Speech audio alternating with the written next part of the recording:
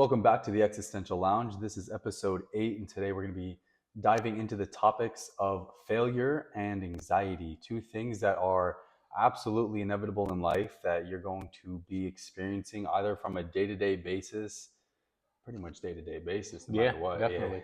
I think it's one of those things that when we're growing up, whenever our parents or loved ones are talking to us, they talk to us about how we're going to be great, how we're going to do these amazing things, how no matter what you try, you're going to be amazing at it, et cetera, et cetera. What we don't really ever get told enough is how to deal with failure. Yeah. And the reality is, we're going to do that a lot more than we're ever going to succeed.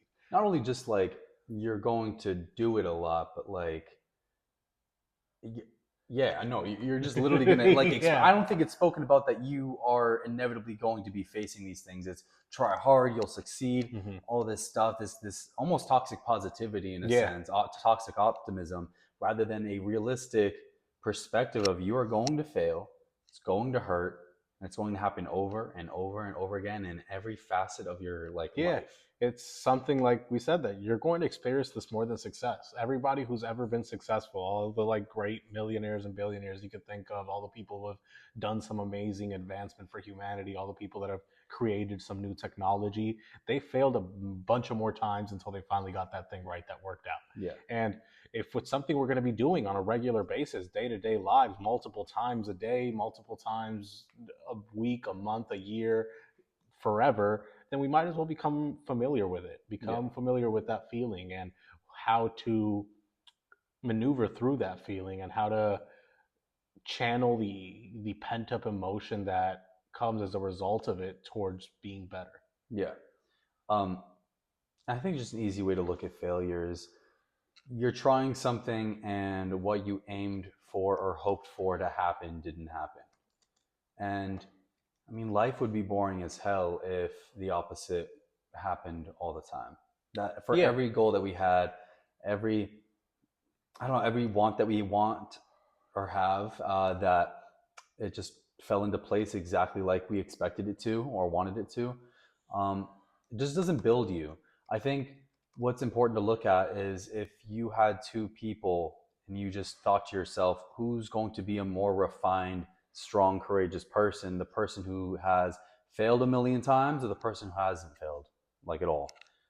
It's definitely going to be the person who's failed a ton. Yeah. I think it takes courage to fail gracefully. I think in recognizing that things are going to be okay or learning from it. I think that that's the biggest thing here is failure is inevitable and desirable. Failure is a desirable thing. But the most important thing to just keep in mind with that is failure only becomes a bad thing if you don't learn from the experience at all. And I think another interesting, very important thing to bring up is people could say, "Well, I know it's a bad thing. Look, this horrible thing happened, and it hurt me and my life, my family, whatever it may be." But I think if you look at any failure you've ever experienced in life on a long enough trajectory, led to something really good to happen. And 100%. kind of goes back to that quote: "There are no good or bad events. There's just events. The way we look at them, Yeah. and everything just good events lead to bad events, and bad events lead to good ones." And yeah, I think it's important to just have grace, learn how to have grace with each and every one of these, I guess, the negative ones in Yeah, our I think that's lives. a big thing here is just shifting our perspective. So always remembering that we have the power over our perspective, not those outside events. Yeah, So when you experience failure, failure itself is that outside event. Now, how that affects your being is up to you. You control the perspective you're going to have on it. That's the Marcus Aurelius quote. Here's a rule to remember for the future: when anything tempts you to feel bitter, not this misfortune, but to bear it worthily is good fortune. yeah, yeah. I think that we're never taught how to reframe our perspective of failure. It's something that kind of is just like up to the individual to grasp on their own, develop the necessary intellectual tools to Hmm. grapple with it. Um, and I think developing a healthy relationship with that, I think, will help us to have more of an ability to face challenges and take risks. Definitely. And I think that the anxiety of failure is something that Starting this podcast was scary, very anxiety Yeah. inducing. What if it doesn't work? What if whatever? What if? And you wind up just standing at the edge of this precipice and staying glued to it. Right, becoming stagnant with fear of failure, you never get anything done. Yeah, You're going to be this monolith essentially that just never moved forward because you were just always stagnated by your fears. 100%. Um, we have to take those things head on. Seneca talks about a gem cannot be polished without friction, nor a man perfected without trials. And we need to do our best to continue to find those trials, regardless of if we fail. Yeah, Like we said, it's something you try, and if you fail, you learn from it, you move on. And the truth is that, as cliche as it sounds, every failure has a lesson to teach you. yeah, And every time you just put together those lessons, keep putting together those lessons, and those will eventually lead to some form of success. yeah. I think a lot of this boils down to developing a healthier relationship with the uncomfortable, Yeah, right? Because the only reason why failure sucks is because it's when we expect something or want a particular goal and it doesn't happen, that's uncomfortable. yeah, And we develop we want to run from that. We want to stay as comfortable as possible all the time. We're just naturally wired that way. Our brain just wants to be happy and have pleasure and to pursue higher pleasures such as purpose and all of that. yeah, Engaging in our crafts. But we have to look at that and reframe it when we're experiencing that. Maybe tell yourself in that moment, this is that character fuel. This is that, like, the hammer is chiseling away at the stone that I am as a being. um, and kind of accepting that, if you recognize that you tried as hard as you could in a circumstance, you did everything in your power to make a thing go your way, yeah, and it doesn't, well, there are so many there are too many factors at hand outside, more factors outside of our control in most circumstances in any given event, yeah, than in our control. And so, recognize what's in your control, recognize what's outside of it, and learn to just kind of have grace with it. There was a situation that actually happened recently hmm with our podcast where we shot an hour video and yeah. Oh my God. um, the space was filled up, and we got around a half hour of an hour in, and we were like, oh my God, Yeah, we like, finished recording. We were super happy with the episode itself. so happy. It was great. It And felt good. we get up, we go to hit stop on the record and notice that it stopped recording 30 minutes ago. Yeah. And I mean, hey, since then, I have been making sure about the storage and making sure everything's good. And it really did have a benefit. I think Yeah, I take the setup and making sure things are rolling okay less. I don't say less for granted, but I just more mean, cognizant. yeah, Yeah, way more cognizant, because the suffering in that moment became like a teacher for sure. yeah, that's what it always is. Yeah, Um, I know I'm like throwing quotes out there, but there's just so many great thinkers of our times that have spoken on this subject. Winston Churchill says, "Success is stumbling from failure to failure with no loss of enthusiasm." that's So amazing. yeah, Hell yeah, I think that's fantastic because life is, we want to get somewhere. We're climbing rungs and we think to ourselves, once we get here, once we have this accomplishment, we'll be good. It's yeah, a fucking lie. We're not going to be good right after definitely. that. It is you get there and then boom, it's good for like 10 seconds and then you got another hurdle to get over. Yeah, you're always going to want to keep climbing and climbing and climbing. And when you realize that a lot of the times you climb, you're going to fall back a few steps down, but you're still just as motivated to keep climbing up. That's what he's talking about. That ability to, no matter how many times you fail, continue to keep pushing, because each one of them, like we said, is a learning experience. Yeah. um but yeah, I think it's so important.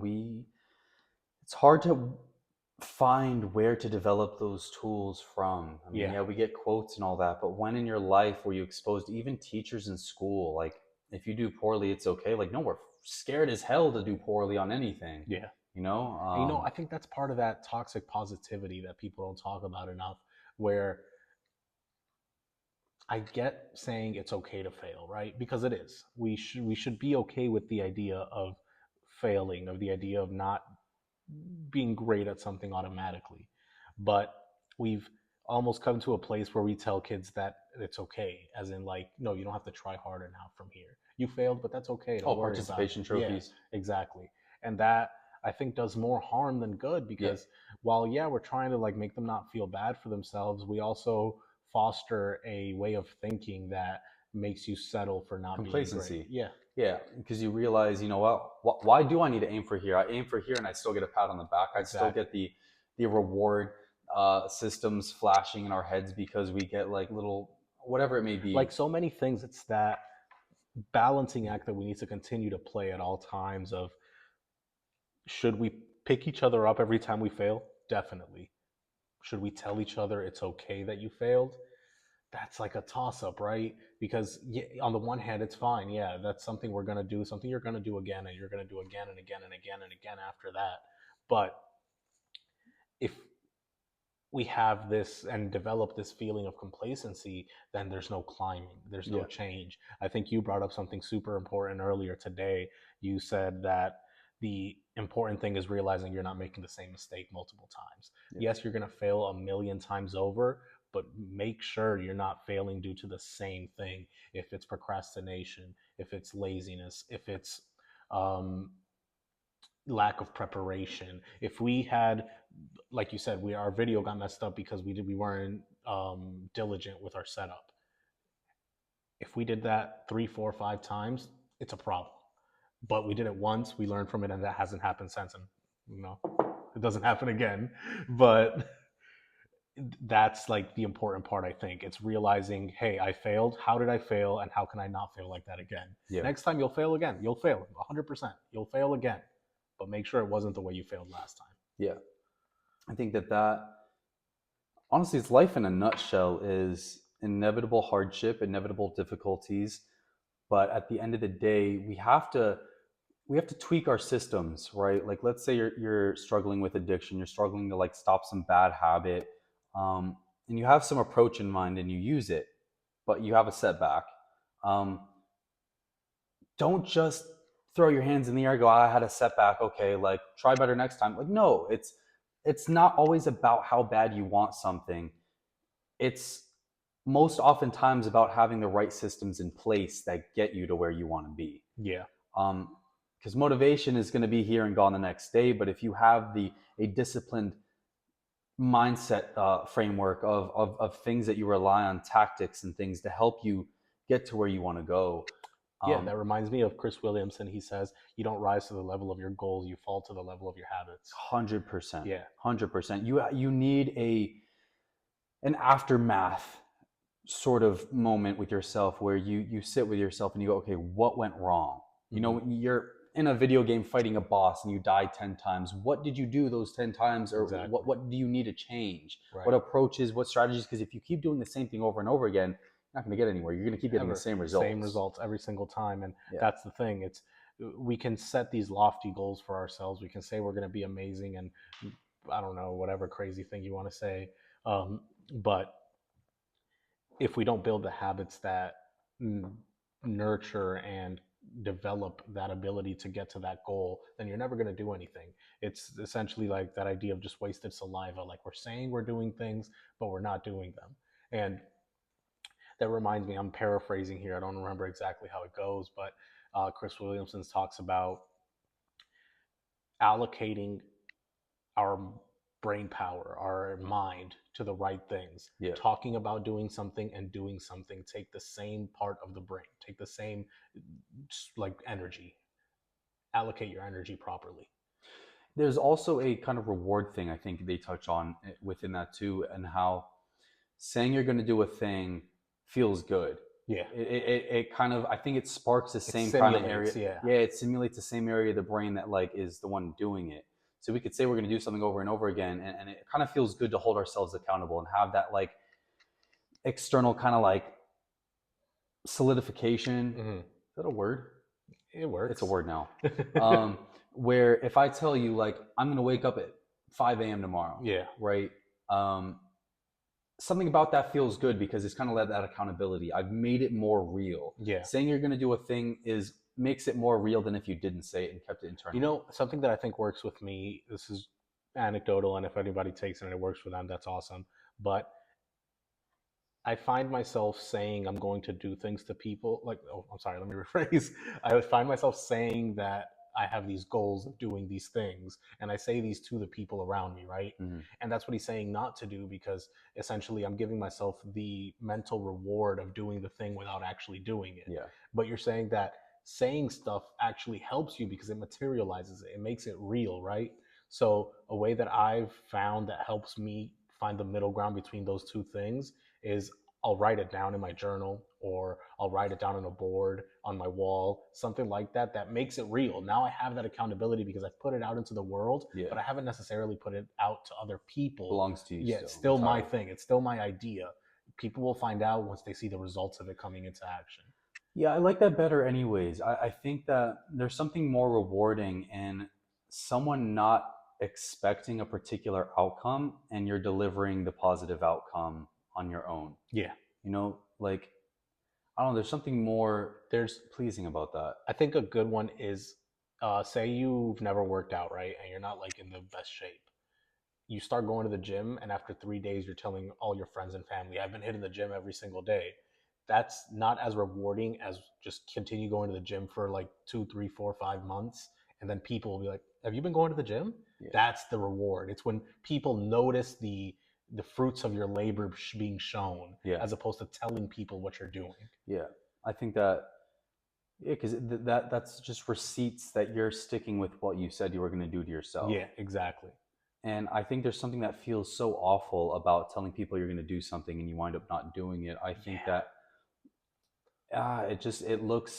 it looks bad. I think it's in many ways embarrassing as well. Yeah. And um, I think that's something that everyone is at fault for and all that. But I think that when you do that switch, like with what you just said, that doing the thing on your own, not talking about the thing. What is that? Like he also says, like talking about the thing isn't doing the thing, thinking about doing the thing isn't doing the thing. Doing the thing is doing the thing. Doing the thing is doing the thing. Just do the thing. Exactly. Don't talk about it. Um, just do it. And that's the best way to kind of approach things It's the like that. best way to approach anything. Like I Yeah. said, I promise you 1,000 times over that the reward is so much more fulfilling when people point it out to you un what's the word I'm looking for? Unsolicited. Yeah, unsolicited. Like you're not putting it out like you're fishing for that. Mm. When it just comes to you naturally, that people are noticing that Yeah. the actions you've put in are giving reward to you, Yeah. it's so much more fulfilling than going around telling people and hoping for like a good job pat in the back. Yeah, and it's a big motivation boost. When you make those accomplishments, it feels good. It's a tangible receipt of you having the capacity to make the success that you want to make in life. And I think it reminds me of that quote that I saw recently that said, motivation is or self. What was that? Which one? Not motivation is overrated. Yeah, motivation is Yeah. overrated. Seek. Uh, Oh no, believing in yourself. yeah, That's but it. what was So it? it's believing in yourself is overrated. I don't need to believe in what I can do. I Yeah, know what I can do because I've proven it to myself before. yeah, yeah. Yeah, Seek evidence, exactly. right? So if I'm about to, I have to give some like work speech or something, some meeting happens or something of that Right. nature.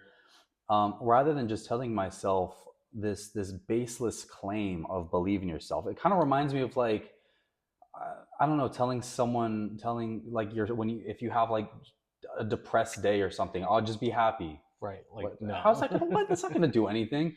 But actual evidence is going to help you in recognizing that you could do a thing, Yeah. right? And so if So I look back at my, go ahead. I was going to say to what you were saying earlier about that speech you have to give at work. Yeah, It's um, so much more like support to yourself yeah, to know I've given speeches in the past. I'm a decent speaker. I can do this. yeah, That's having evidence to know what you can do as opposed to just believing in that you can do it. yeah, And that's where like the actual foundation is. That's where the actual like fuel comes from, when you know I don't need to believe in myself. This isn't something I'm holding on faith. It's something I know because I've proven it to myself. yeah. I think it's important also to use that because I think it can help us from doing things that are rash, dangerous in a sense. Where Yeah. it's good to take chances. It's good to do things outside of our comfort zone, things we've never done before. that falls within you got to have reason though in doing that, because Yeah, that idea falls in a spectrum that could like lead to being dangerous. You want to do things within your means, within your physical capabilities to an extent. You want to be at the what was at the edge of your comfort zone yeah, where you're right here. You're not off of it, right? but Because you're not you're falling getting off either. yeah, you're not falling off. Your toes are at the edge, and That's where you need to operate. That's the area exactly, you always need to be at. Yeah, yeah. And I think that when we maneuver life, we can find ourselves way in the middle of the table rather than the edge, yeah. and we've gotten comfortable. We're in a situation where it could be work, it could be So much of life is that balancing act, and yeah, it gives me a bit of like anxiety to think about like not knowing when I'm at that right spot because yeah, if we back up, we feel way too comfortable, right? I've just become complacent with everything around me. Everything I'm doing is enough. But if I overstep that edge of that cliff and I'm falling, I can also just essentially ruin everything I've set up already. yeah. It's a bit of anxiety there to am I actually right on the edge? Am I doing this right? Am I too comfortable? What if I push myself too hard and I fall off? Just grappling with that is it's anxiety inducing. It is because it's a super complicated juggling act. It's very Yeah, complicated. There's so many moving parts to it. exactly. I think though something useful is asking ourselves, I think looking for signs of burnout, right? Are you constantly tired? I think is one of the biggest things Yeah. here. If you're constantly But you see, tired, even with stuff like that, it's hard because I'm supposed to be tired, right? I'm working hard. These are my 20s. These are the years that I'm supposed to be like yeah, getting things done. This is the years that I'm supposed to look back on and be like, yeah, you killed it when you were 25, 26, 27, whatever. And so I'm supposed to be tired. So is me saying I'm too tired, is that weak? I think it depends. I think again the reason why it's complicated is because being tired falls on a spectrum.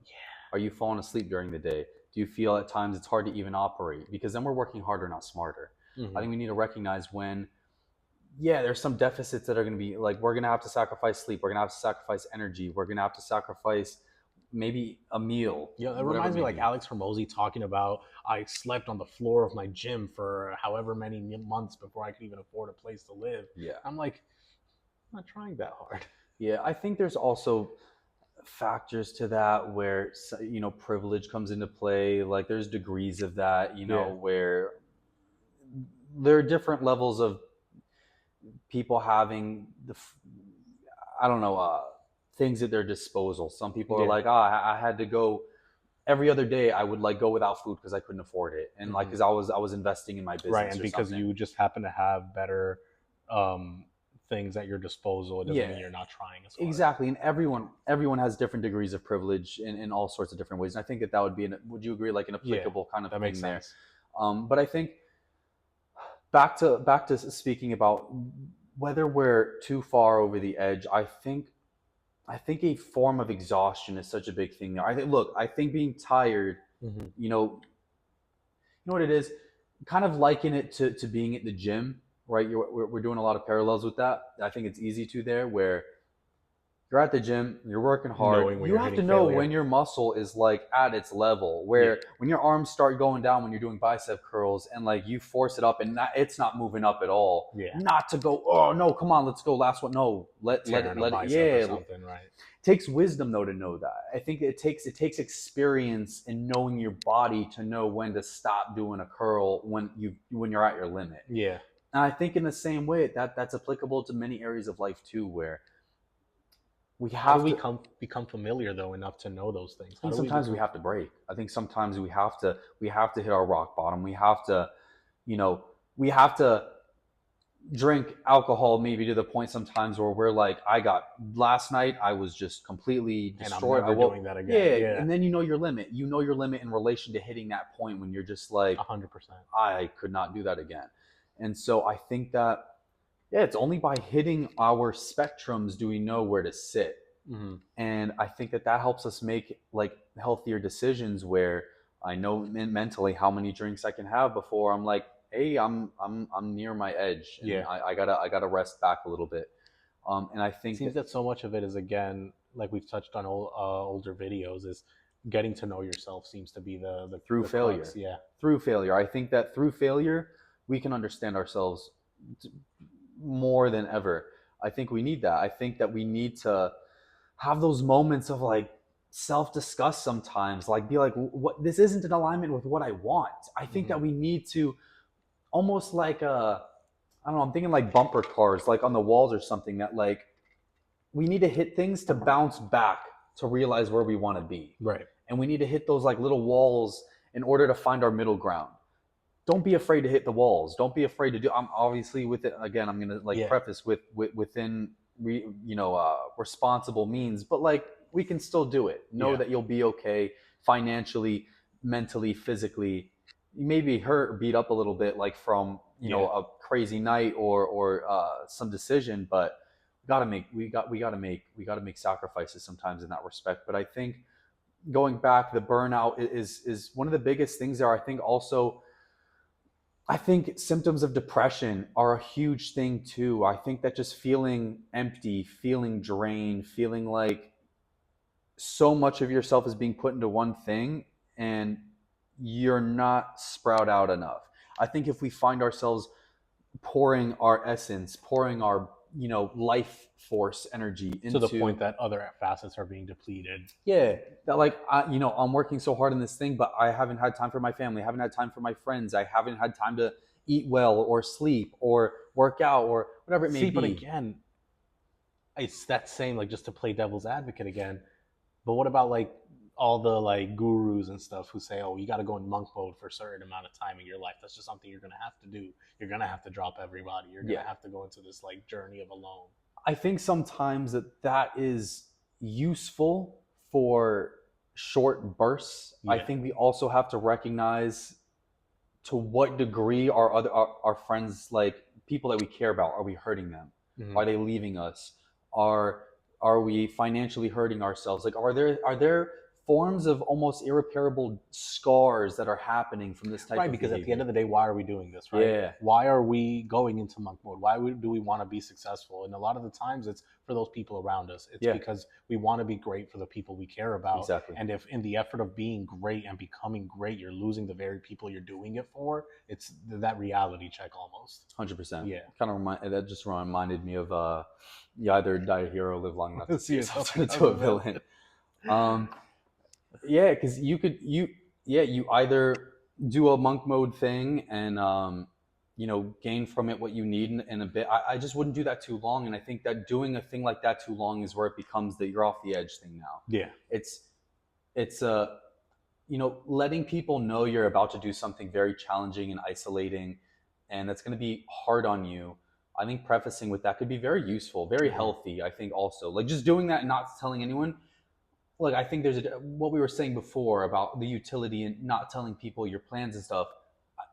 I think you could still do that with this, but prefacing with like, hey, I'm in a challenging part of my life right now. I'm really testing my limits. And so if I seem distant, if I seem like um I don't know, occupied mentally, that's why. Yeah. And but I'm like always here for you, and et I cetera, et think it's cetera. also important to have one or how like just some people in your life that are still going to have access to you that can like keep you essentially in check in those type of Yeah, situations, like someone that you trust enough to know that, hey, if I'm doing this too much, if I'm going too deep into whatever thing, like that person's there to reel me back in.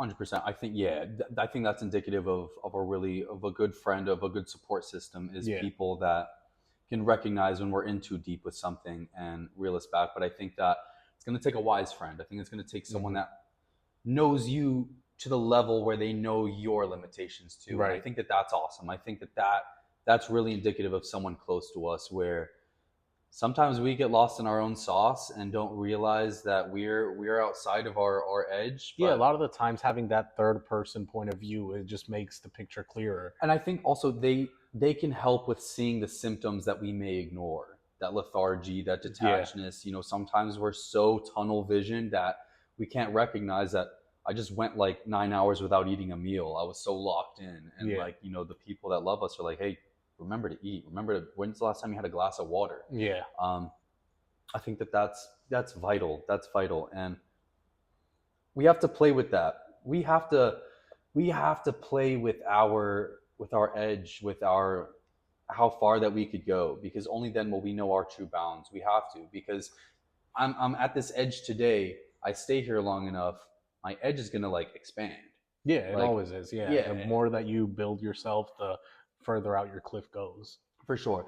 And I think that's something really important to state though is while it's important to stay on your edge, you don't want to stay there too long. You got to come back. It's not practical to live like that. We got to smell the roses. We got to go for the walks and Yeah, and relax and have the just lay down, throw on some Netflix, just relax and let the mind just like empty. We need the balance. And I think recognizing when you're in the excess yeah, of the pleasures and the excess of the of the comfort zone, that's just part of it. It's just knowing like, hey, I could be doing more right yeah. now. It's a lot. It's a lot to balance. It's one of those things where it's like I don't know when I'm doing the right thing because even when I feel like I'm doing the right thing, I could be doing it the wrong way. Life's hard. It is because there are so many things that you could be working on at any given moment to be better at. Being a better partner, being a better friend, being stronger in the gym, healthier. Am I eating the right foods? Is my diet balanced enough? Like I got to know how to dress well to present myself to people in a way where I seem, like I got my stuff together and that I'm a, Hmm. desirable person to just be around. There's so many things to just constantly work on and improve with that Exactly. it Yeah. can feel overwhelming. It's almost like not even doing anything. It's You're like you still have on to the play edge. the hardest balancing act with every single facet of your life. Yeah. It's the hardest thing to do, and you have to do it multiple times in every single thing, every single relationship you have, every single job opportunity you try. Is this infinitely hard balancing act? Yeah. So I think such an important thing that we have to do. If you're someone who you're ready to like go hard, you're ready to like give life what you've got, and you're ready to get doggish, you're ready to, you know, nose to the grindstone and see what your edge is about. It's so important to weave in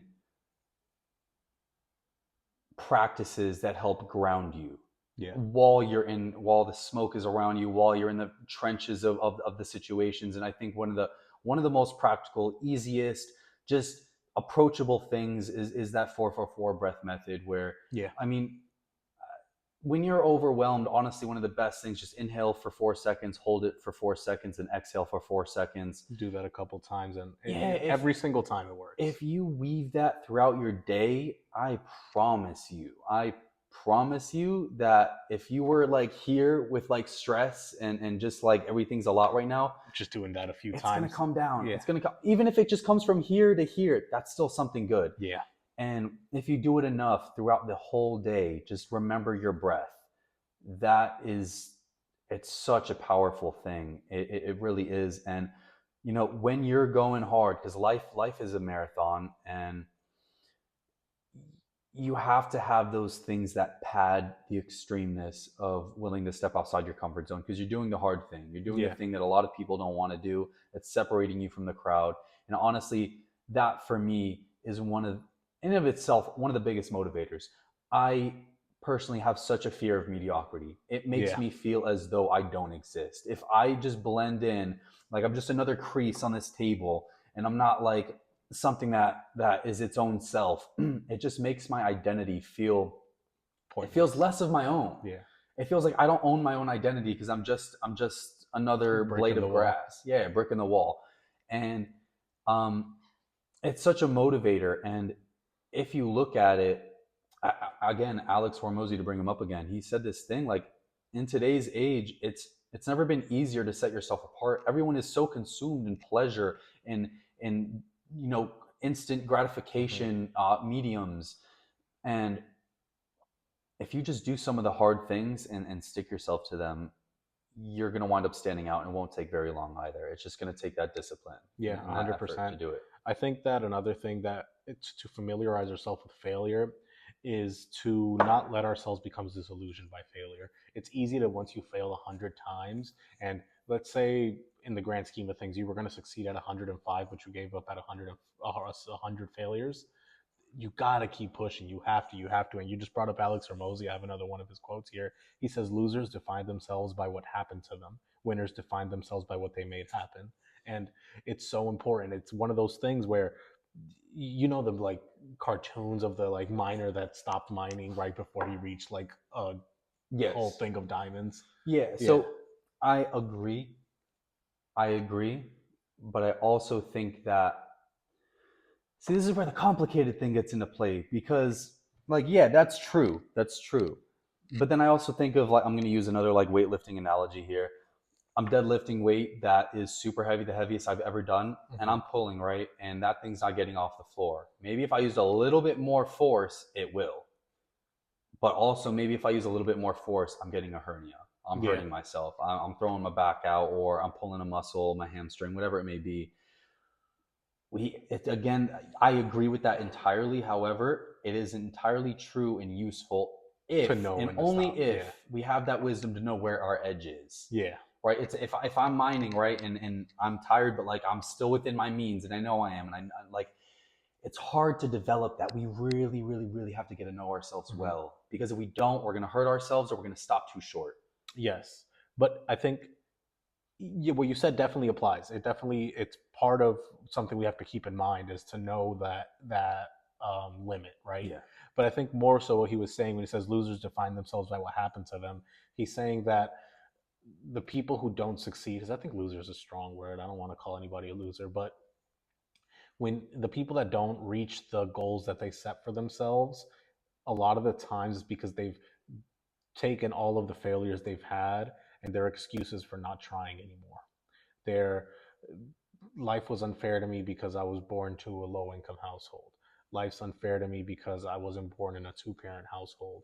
Life's unfair to me because I didn't get to go to the specific school that I um, wanted to go. My parents couldn't afford the specific school I wanted to go. My grades didn't get me into the school I wanted to go. All these excuses, it seems that um, a lot of the people that just don't reach those goals that they have for themselves is because they take everything, all the cards that life play handed them, and they're just excuses. Whereas the people who do make it, the people who do reach every goal that they ever set for themselves, are the ones that say, "Yes, all this terrible stuff happened to me, but in spite of that, I'm still going to keep going." Yeah, I think that there is a superpower to be harnessed within accountability, Yeah, and by truly believing, truly believing that you have the power to change a circumstance. yeah, I think that you're able to operate a little bit differently. I think that if I'm about to shoot a basketball and I just tell myself over and over and over again,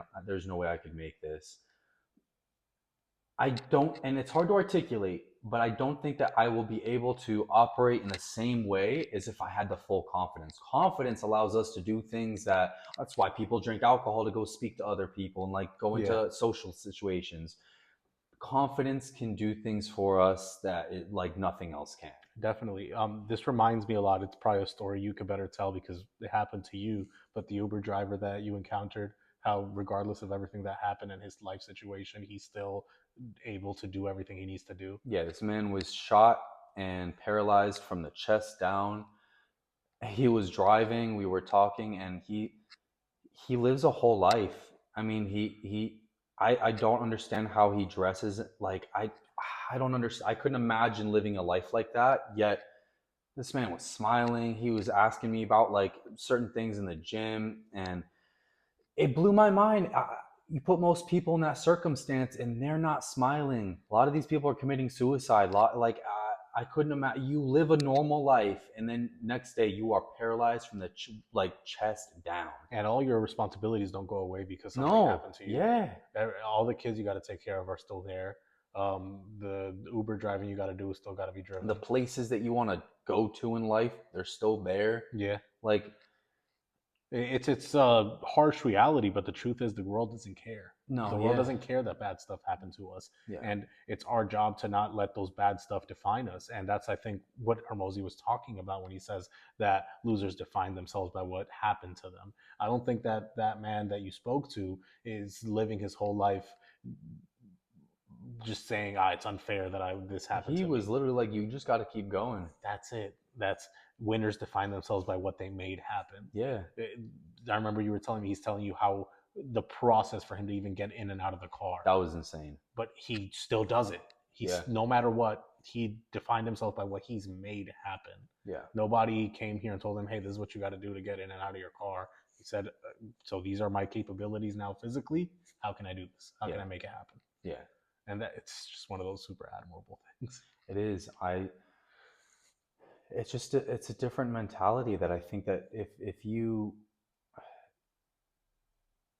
can develop and tap into the confidence that you're going to make something work no Mm-hmm. matter what elements you're faced with.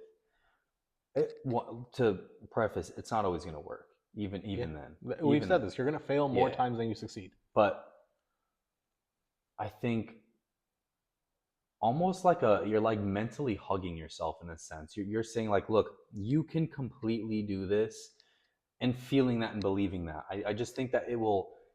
It's hard to get there because you can't just snap your like Of in the same. course, I can't snap my fingers right now and convince myself that the world is a triangle rather than a sphere or it whatever takes that. time. It takes practice. I'm sure that when this Yeah, incident happened to him, he didn't wake up that morning in the hospital and was like, "I'm perfectly fine about this." yeah, no.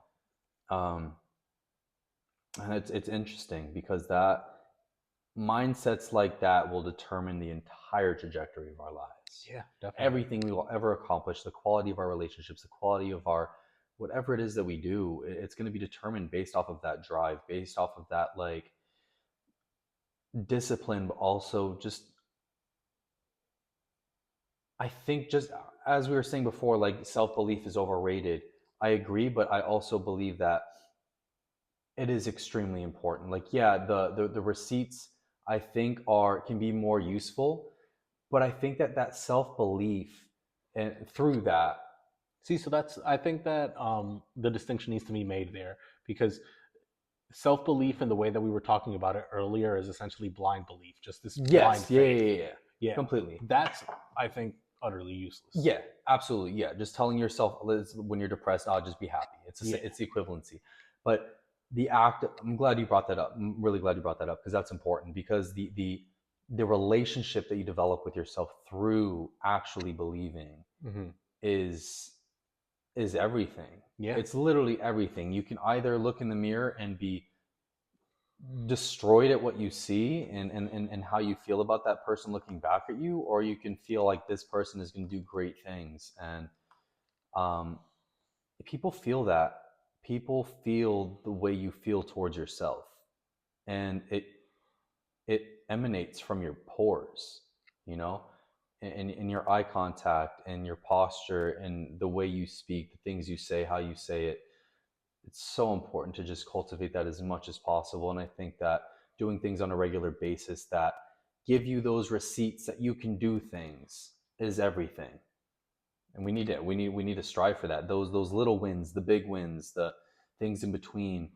Um, that's just what's going to get us to where we want to go in life.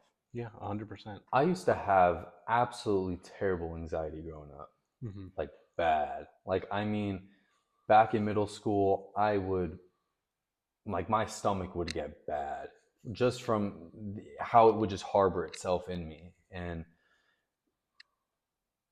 it took experiencing enough stuff that just caused me so much anxiety to just sometimes you just get sick of it. Sometimes, you know, that negative feeling when you just get so fed up with this nagging thing in you that you find a way to put a stop to it. Anxiety is something that is so useful. It's a tool. It's something that we need. It's something that tells us to wake up and get dressed when we don't want to because we need bills. We need to pay our bills, or you know, we need to protect our family.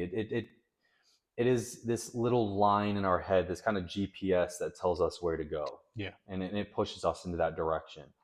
Um, However, I think that we have to recognize when that tool becomes a vice. That tool can become a poison, and when it stifles us, when anxiety turns to a deep fear, um, Yeah, I think anxiety is that fear of a potential future failure. yeah, Yeah. yeah, And um, to exist in fear of that potential failure that you don't even know if it will be failure, it doesn't really make sense, especially if you let it consume you to the point of inaction, to the point of not doing anything. I think an easy way to like picture it is think of a person who's got a huge marathon coming up, right? Big race that they got to do. Say they're the Olympics. Just make it. Let's add more gravitas to the situation. They're an Olympic sprinter, and the Olympics are coming up, and they're just in their room, sitting, terrified, scared of the potentiality of losing this race. That doesn't help them in that race. It just doesn't. What would help them is getting out of that bed and going out and sprinting, going out and practicing, going out and getting better at your craft in order to make sure that the future potential of failure is less possible. The percentage chance of it happening is less and less the more action you put into it, as opposed to sitting there in fear of the potential of losing. I think a great quote about this, to just bring up another quote, I guess is one of those type of episodes, is Seneca, where he says we suffer more in imagination than we do in reality. Yeah.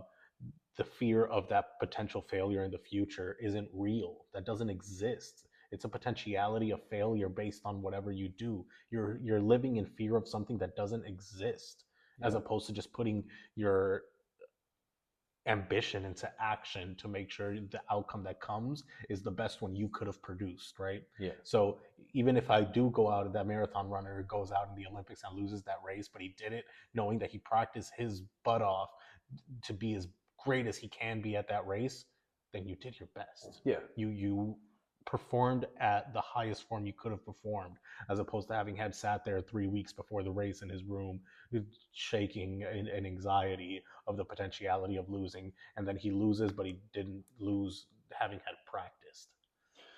I think that we need to approach life that way, where I think a lot of us are fearful of death naturally, and I think the only antidote to not being afraid of death, one of the best antidotes, not the only, but one of the best, is living in such a way where when you are about to die, inevitably, that in reflection, you're like, I did that. That was an adventure. I completely just embraced existence and everything that I could have done, and sucked the marrow out of it, and you know, that that was it. You left everything out on the table. And when that sprinter reflects on how hard they've trained, I think that when you recognize that there's nothing else you could have done, that you did your absolute best. That's all we can ever expect of ourselves. And we need to find grace when it wasn't enough. And sometimes it's not going to be enough. It really Yeah. won't.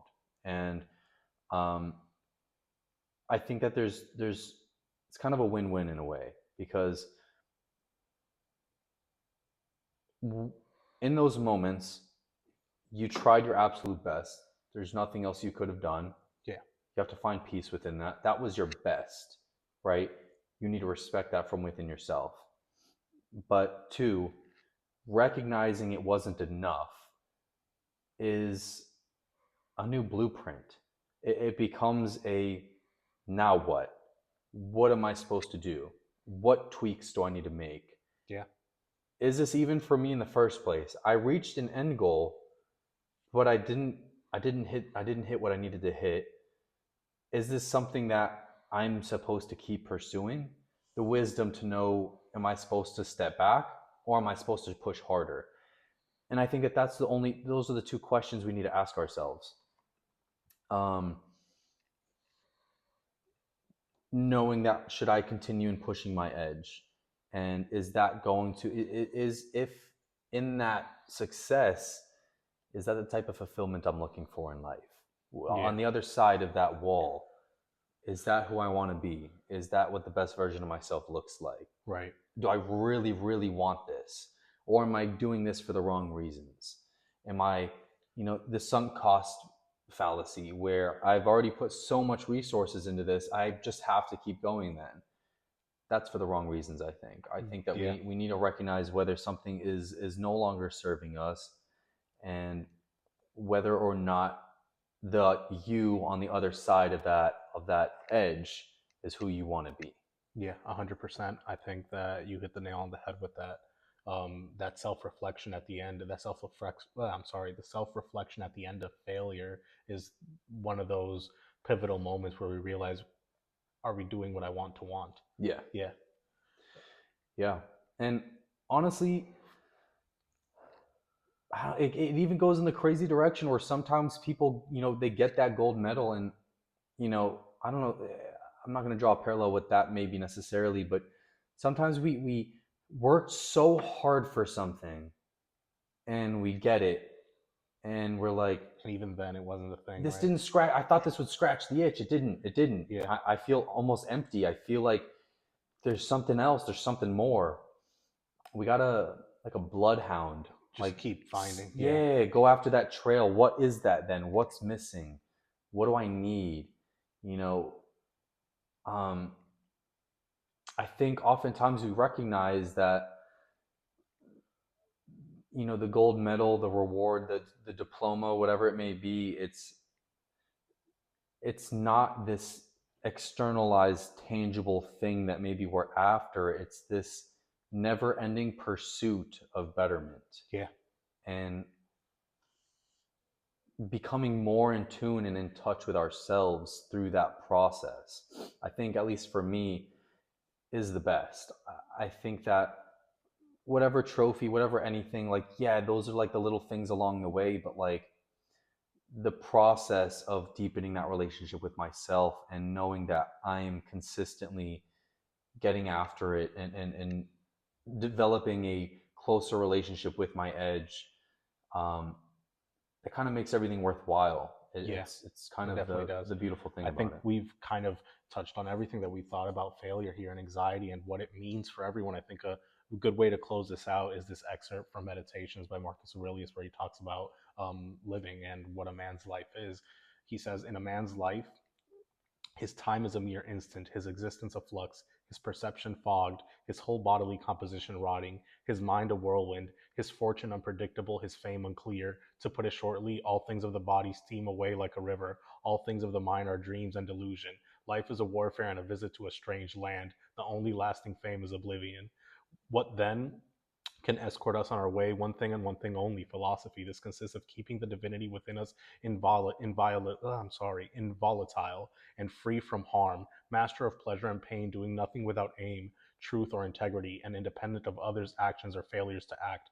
Further, accepting all that happens and is allotted to it as a coming from that other source which is its own origin, and at all times awaiting death with the glad confidence that it is nothing more than the dissolution of the elements of which every living creature is composed. Now, if there is nothing fearful of for the elements themselves in their constant changing forms, each into another, why should we look anxiously in prospect at the change and dissolution of them all? This is in accordance with nature, and nothing harmful is in accordance with nature. It's one of my absolute favorite quotes by him. Yeah, definitely. Very powerful. I think that that encompasses the way that we should approach life. It encompasses the way that we should, even how you were saying that fear of death, where he touches that death is but the dissolution of elements, and it's just something natural. And why should we be scared of something that is in accordance with nature? It's just normal. It's natural. Um, he touches on just how everything is just this ever changing flux of give and take, come and go, that Yeah, nothing we ever wins do today, is losses tomorrow. exactly, nothing is permanent. Everything exists in that state of impermanence. Yeah, Anything absolutely. else you I think that wraps it up. I think that wraps it that's, up? Thank you guys. yeah, thank you. We'll see you guys next week. I think, what is it, episode 9? Yeah, All right, see you guys then. bye. Bye.